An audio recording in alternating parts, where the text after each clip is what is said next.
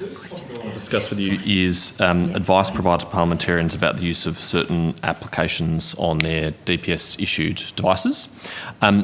Does the department give members of parliament or their staff any advice about applications that they should or should not download on their DPS device? I might ask the Chief Information Security Officer to step forward to assist you, Senator. But in the broad, we do provide advice, but don't impose requirements. Thank you. Senator Conspiris, Acting Chief Information Officer for the Department of Parliamentary Services. As Mr Stefanik has said, we do provide advice. I just need to speak up a little bit or closer to the mic. It'd be a bit hard to hear. Sorry. We do provide advice to parliamentarians and users across the network in regards to general advice around the use of applications and I guess on their devices and within our environment. Are there any applications that you recommend parliamentarians don't use on a DPS-issued device? I don't think we've actually provided any specific direction about certain applications to not use on their DPS devices. Yep. Do you provide any specific advice about any specific applications at all? Do you say these types of applications are higher risk on a DPS device? I believe on occasion we have, Senator, previously provided just, awareness information about the types of applications that are in the environment and an awareness around some of those applications, and so social media applications, etc. Which applications does that include? I don't know that we actually specifically named them. That's my question. Any specific apps that you provide any advice about? I might just ask our Chief Information Security Officer. I don't think we've actually named any. No, sorry, Toby Amadeo, Chief Information Security Officer for DPS. We haven't specifically named any apps. Yep. And that's given in part because we utilise a mobile device management tool to secure the department's information on the devices. And so a lot of the advice is specifically to manage their personal information on those devices. So as Con, the CIO, mentioned, things like social media apps, as an example. Okay. Some other roughly equivalent bodies to DPS in other parliaments internationally have provided specific advice. I want to cite a few examples for you for context. The US House of Representatives Chief Administrative Officer, which is a roughly analogous body, has issued a specific advisory in relation to the TikTok platform. It provides a series of specific observations about the app and the risks that it poses to users, and it concludes, to reiterate, we do not recommend the download or use of this application due to these security and privacy concerns.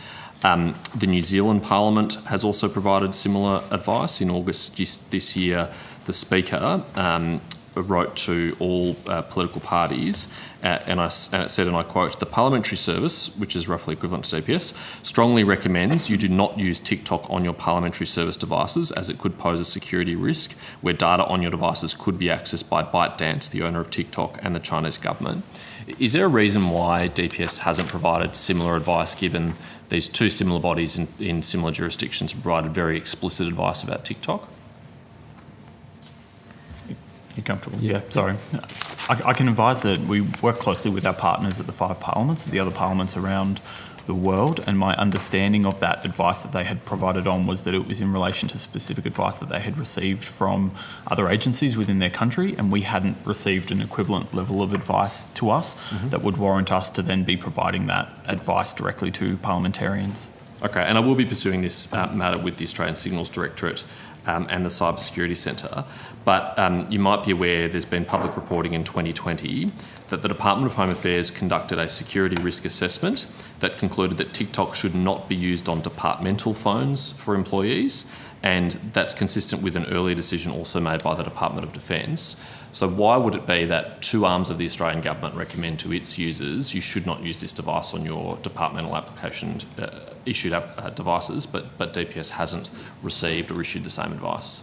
So I apologise, I can't talk to their risk assessment methodology or the way that they manage risks within their environment, but we've assessed it within the context of utilising a mobile device management solution to protect the official data. You have assessed TikTok specifically? Not TikTok specifically, but installing other applications. And so given that context, there has not been the decision to go down the path of assessing individual applications. Okay. There was a report in the Financial Review earlier this year which said that a group of parliamentarians had been advised that they should have a second phone for social media applications. Again, I'll be exploring this issue with the Signals Directorate. But are you familiar with that report and familiar with that advice? No, I'm not. So DPS was not involved in providing any advice about the necessity of a second phone to manage social media applications? Not that I'm aware. Okay. And DPS has not considered the need for parliamentarians to potentially have a second phone for social media applications?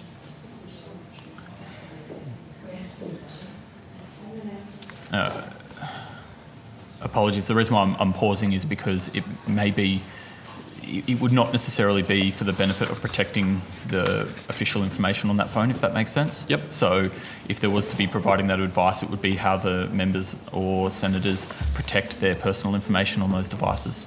Yes. So it may not necessarily be within the purview of DPS to provide that advice, if that makes sense. Sorry, I'm having a little bit of difficulty hearing you because sorry. of the discussion across the room from other senators. Could you just repeat that answer you gave then about personal information of MPs and senators? Yeah, sure. So what I was saying was, because we utilise controls to secure the official information on the devices, the risk may be more to their personal information on those devices, which may restrict the way that we would provide that advice. I see. So in your view, is the personal information of MPs and senators on their phones, as distinct from, say, the Microsoft Outlook, which you provide to us, not the purview of DPS? You're not responsible for my Signal messages, for example, or my phone calls or whatever else? It's not within our purview to provide a risk context on the personal Why not? information. Why isn't on it those within your devices. purview? Because the information is the information that we manage, which is on. But you issue systems. these devices to us. We use them and follow the advice that you give us. Very carefully. We take it seriously.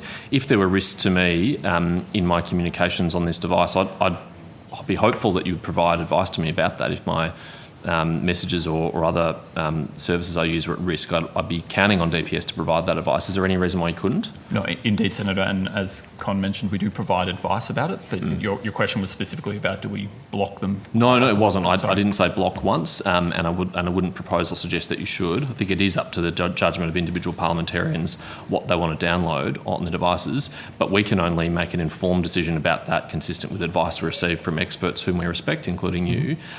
So can I just ask you as a concluding question to reflect on whether or not you could provide more advice to parliamentarians about whether there are high-risk applications that pose a greater risk to our privacy and other communications we have on the device? Yeah, happy to take that on. Thank you.